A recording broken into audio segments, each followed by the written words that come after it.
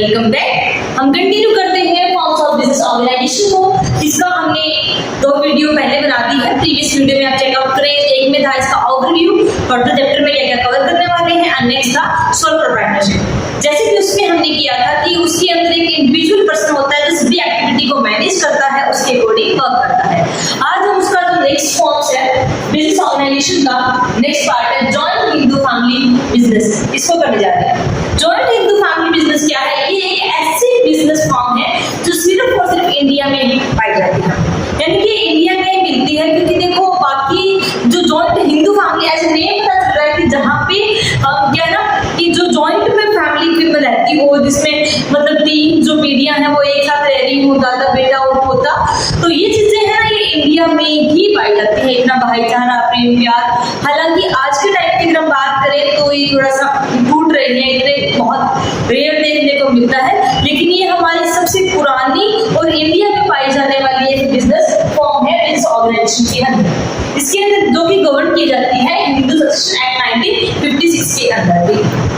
इसके अंदर क्या होता है कि इसमें सिर्फ और सिर्फ फैमिली के मेंबर होंगे जो मिलकर बिजनेस करेंगे। 3 इसके अंदर पीढ़ियां हैं वो एक साथ काम कर सकती हैं।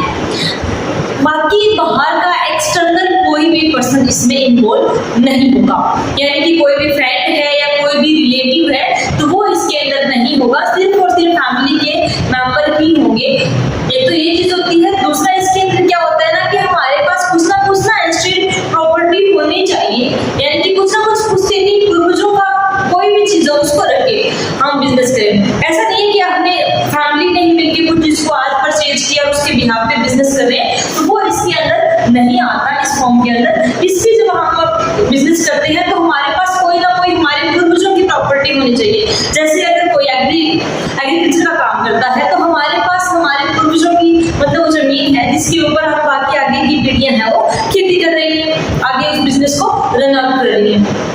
इस तरीके से कोई भी हमारी मतलब दूसरे की प्रॉपर्टी होनी चाहिए। तो ये हमारा आता है जॉइंट हिंदू फैमिली बिजनेस में, जिसको हिंदू अनडिवाइडेड फैमिली भी बिजनेस भी कहा जाता है। तो इसके क्या क्या फायदे हैं, क्या क्या इसकी विशेषताएं हैं, क्या क्या इसके नुकसान है, वो सारा आज हम कवर करने वाले हैं। तो स्टार्ट करते हैं। इसके सबसे पहले फीचर्स, इसकी विशेषताएं क्या है, इसके अंदर क्या होता है फॉर्मेशन। सबसे पहले कि जो ये बिजनेस को स्टार्टअप करने के लिए इसका जो फॉर्मेशन है ना वो बहुत ही सिंपल है, यानी कि बहुत ही इजी है। क्योंकि इसमें ना कोई लीगल फॉर्मेलिटीज की ऐसी रिक्वायरमेंट नहीं है, क्योंकि हमें किसी आउटर को किसी आउटसाइडर पर्सन को इन्वॉल्व नहीं करना है। हमारी खुद की म्यूचुअल एग्रीमेंट है, लेकिन इसमें ये होता है कि इसमें कम से कम 2 पर्सन होने चाहिए जो कि मिलके बिजनेस करे। अकेला बंदा नहीं, कम से कम 2 होने चाहिए, बाकी और भी हो सकते हैं। जितने फैमिली में मेंबर हैं सभी के सभी मिलके काम कर सकते हैं। तो इसका फॉर्मेशन है ना वो बहुत ही इजी है। अपनी खुद की फैमिली की एक एग्रीमेंट है, हमारे पास हमारी कोई पूर्वजों की कोई दूसरे की प्रॉपर्टी पड़ी है, उसको लेके हम अपने बिजनेस को कैरी ऑन कर रहे हैं। तो इसके लिए कोई भी इस तरह की अलग से अपने को फॉर्मेलिटी लीगल फॉर्मेलिटी नहीं करनी पड़ती। नेक्स्ट आता है लायबिलिटी। लायबिलिटी क्या होता है कि हमें बाहर आउटर साइडर को कुछ पे करना है, ठीक है। जैसे कि हमने मतलब डेट्स को पे करना। एक बार क्या होता है कि बिजनेस अगर प्रॉफिट रन कर रहा है फिर तो इस तरह की कोई प्रॉब्लम आती नहीं है, क्योंकि हम अपने साथ डेट्स है वो चुकाते रहते हैं, हमारे पास अच्छा खासा फंड होता है, प्रॉफिट होता है। लेकिन अगर कई बार क्या होता है कि देखो बिजनेस है, अनसर्टेनिटी तो रहती है, रिस्क भी रहता है, तो उसमें हमें अपने डेट्स को पे करना होता है। तो उस डेट्स को हम किस तरह से पे करते हैं, तो उसमें लायबिलिटी है वो लिमिटेड और इनलिमिटेड 2 टाइप की है। जैसे कि हमने पीछे वाली वीडियो में भी किया था, और इसके अंदर जो हमारा जॉइंट हिंदू फैमिली बिजनेस है, इसके अंदर दोनों टाइप की लायबिलिटी होती है, लिमिटेड भी होती है, अनलिमिटेड भी होती है। लिमिटेड और अनलिमिटेड दोनों इसमें कैसे हो सकती है, क्योंकि इसका जो बिजनेस है उसका जो डिसीजन मेकिंग पावर है, यानी कि जो हेड ऑफ द फैमिली के पास होता है, जिसे हम कर्ता कहते हैं, तो वो पर्सन है ना, तो बाकी जितने भी मेंबर हैं उनकी जो लायबिलिटी होगी वो होगी लिमिटेड। यानी कि लिमिटेड कैसे, फिक्स किस तरीके से, सपोज कि उनकी जो भी जिस भी मतलब प्रॉपर्टी को लेके वो बिजनेस कर रही है, उनमें 10 मेंबर है या 15 मेंबर है फैमिली के, 15 मेंबर स्कूल फैमिली के उसमें काम कर रहे हैं, और वो जो प्रॉपर्टी है वो 15 लाख की है। तो सबका यहाँ पे जो मेंबर है ना, कर्ता भी एक मेंबर ही इंक्लूड होगा ना, ऐसे मेंबर ही होता है। तो सबके हिस्से कितना कितना आया, 1-1 लाख रुपए आया।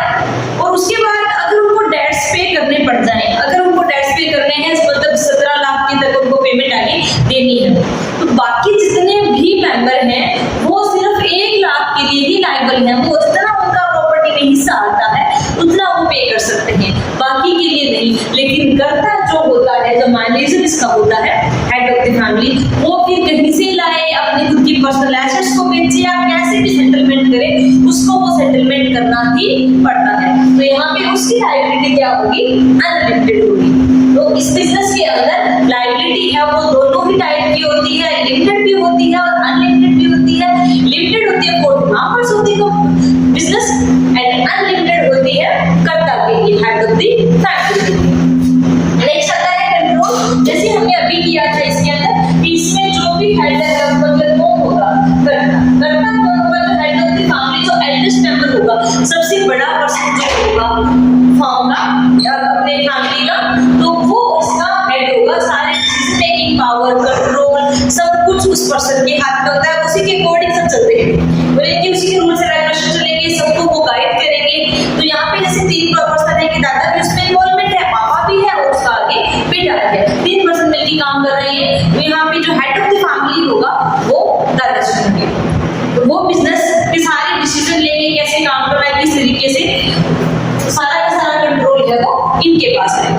नेक्स्ट आता है कंटिन्यूटी। कंटिन्यूटी यानी कि उसको सर्वाइव में, जैसे हमने पीछे जो सॉफ्ट पार्टनरशिप है उसमें हमने किया था कि इन द केस ऑफ मतलब कुछ भी एक पर्सन को हो जाता है, डेथ हो जाए, इंसॉल्वेंट हो जाए या कोई भी मतलब लीगली उसके ऊपर कोई एक्शन हो जाए, तो बिजनेस है वो क्या हो जाएगा, स्टॉप हो जाएगा, बंद हो जाता है। लेकिन इसके अंदर क्या होगा कि हेड ऑफ द फैमिली है वो, उसको कुछ भी हो जाता है, फैमिली कुछ भी हो जाए, तो जो नेक्स्ट पर्सन है, जो नेक्स्ट इससे मतलब एल्डेस्ट मेंबर है, इससे जो बाहर आता है वो फिर इसका क्या बन जाएगा, कर्ता बन जाएगा। और फिर वो क्या करेगा, इस बिजनेस को कंटिन्यू करेगा, यानी कि स्टॉप नहीं होता, ये आगे फर्दर कंटिन्यू हो जाता है। यहाँ पे जो उसका बाकी सारी जितनी भी पावर है कर्ता की, वो नेक्स्ट पर्सन को शिफ्ट हो जाती है। नेक्स्ट आता है फाइनल मेंबर। माइनर मेंबर क्या है, इसकी मेंबरशिप लेने के लिए कोई भी लीगल फॉर्मेलिटी नहीं करनी पड़ती, क्योंकि इसका परमिशन है, कोई लीगल फॉर्मेलिटी नहीं है, अपनी फैमिली के अंदर ही बिजनेस है। तो बाय बर्थ इसमें ऐसा नहीं होता कि मेजर पर्सन है वो ही इसमें आ सकते हैं और माइनर नहीं आ सकते। इसमें जैसे ही एक पर्सन अपने बर्थ लेता है, वो इसका जो पार्ट ऑफ द फैमिली होता है वो एक पार्ट ऑफ द बिजनेस बन जाता है। तो यहाँ पे माइनर भी बिल्कुल इसका मेंबर हो सकता है, इसमें कोई भी एग्रीमेंट नहीं होता, बाय बर्थ इसमें मेंबरशिप मिल जाती है। तो ये सारे के सारे इसके फीचर्स थे।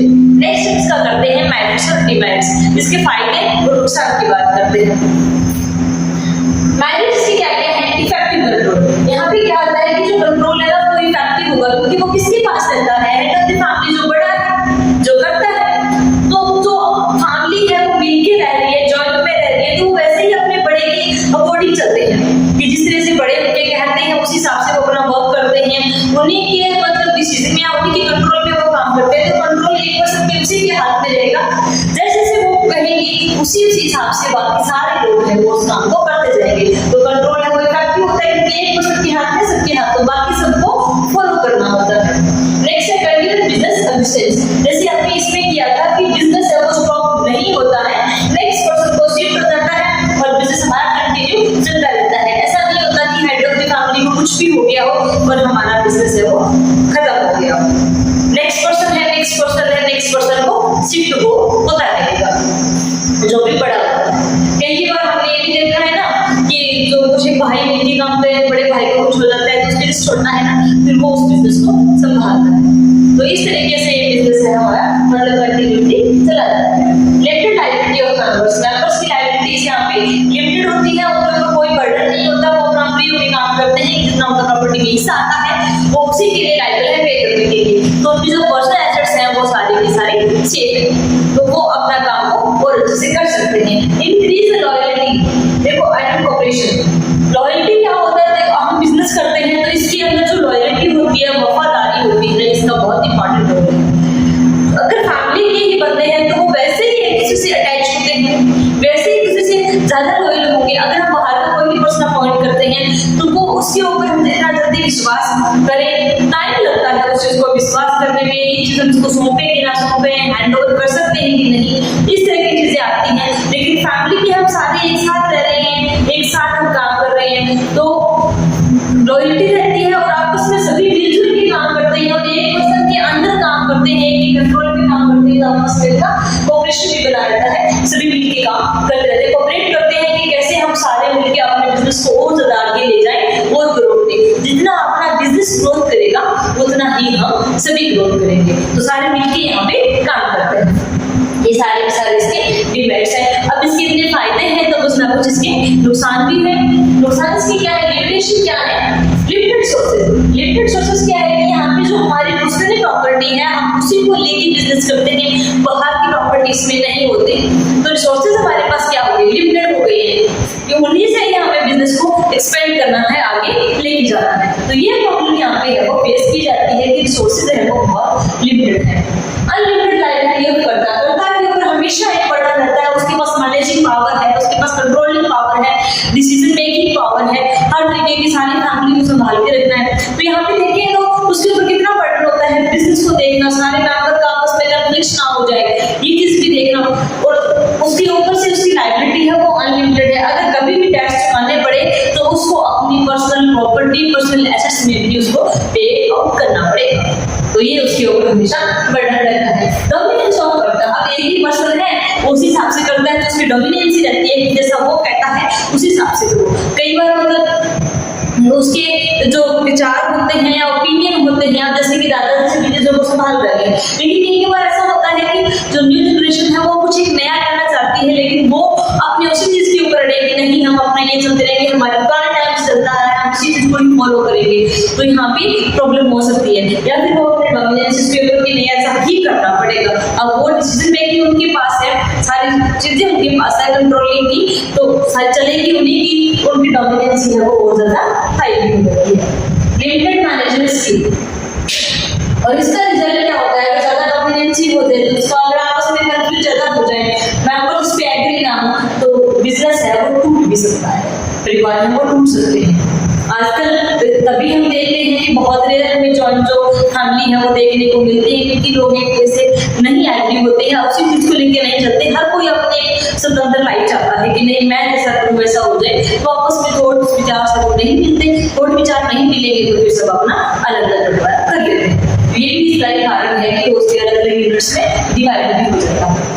लिमिटेड मैनेजर स्किल, एक पर्सन है जो उसको मैनेज करता है, उसके डिसीजन लेता है, उसके रिगार्डिंग सारे काम करता है, तो बिल्कुल लिमिटेड हो गया ना कि उसकी जो थॉट्स है, उसका जो सिस्टम है उसी हिसाब से काम कर रहा है, बाकी जो मेंबर है वो जस्ट उसको फॉलो करते हैं और उनके डिसीजन में उसमें कोई भी उनके राइट्स में इंटरफेरेंस है वो नहीं करते, तो ये भी एक इसमें प्रॉब्लम होती है। तो ये था हमारा overall joint Hindu family business, जो कि आजकल इतना नहीं देखने को मिलता। तो फिर से एक बार हम इसका रिवीजन करते हैं कि जॉइंट हिंदू फैमिली बिजनेस है, इसको हिंदू मतलब गवर्न किया गया है हिंदू सक्सेशन एक्ट 1956 के अंदर, और इसके अंदर क्या होता है, हेड ऑफ द फैमिली होता है, सारे बिजनेस को संभालता है। इसमें हमारी कोई ना कोई पूर्वज होगी, उससे प्रॉपर्टी होनी चाहिए, और 3 सदस्य मिलकर काम कर सकती हैं, कम से कम 2 बंदे मिलकर इस काम को शुरू करें। इसका फॉर्मेशन बहुत ही ईजी होता है, कोई भी फॉर्मेलिटी नहीं करनी पड़ती है। लाइबिलिटी है वो कर्ता को छोड़ के बाकी सभी मेंबर की लिमिटेड होगी और कर्ता की अनलिमिटेड होगी।